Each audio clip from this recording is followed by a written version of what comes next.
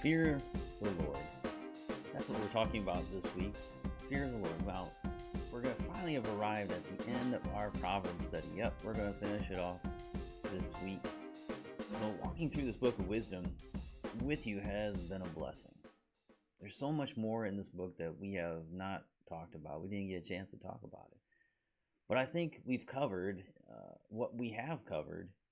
If we apply it to our lives, will serve us well in growing our faith. I encourage you to keep studying this book.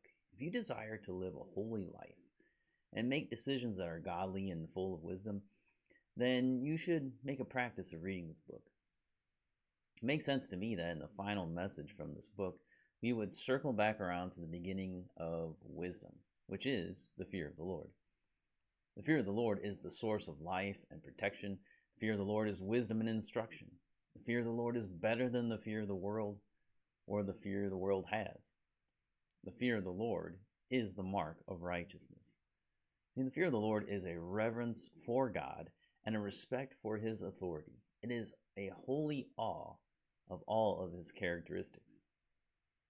The fear is the result of regeneration. An unregenerated heart does not fear God. The fear is the result of adoption.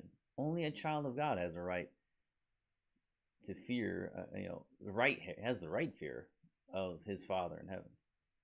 This fear causes hatred toward all that God hates. And this fear delights in God and all that pleases him. This fear submits to God in every aspect of his life. Ecclesiastes 8:12 says, "Though a sinner does evil 100 times, and his days are prolonged, yet I surely know that it will be well with those who fear God, who fear before him." And so if you want to be well, we want everything to be well with us, then we will seek to fear God more and more, understanding what that means. And the book of Proverbs is a great place to teach us what that actually means. So though a sinner does evil 100 times, and yet his days are still prolonged, he still has many days, I know it's going to go well with me, even if my days are short, because I fear God, and those who fear God are saved. So that's what we're looking at this week. We're going to go through several of the Proverbs that have to do with fearing the Lord, and we've seen a lot of this already in chapters 1 through 9, but now we're going to pick up the rest of these fear of the Lord passages throughout the book of Proverbs and see what they have to say.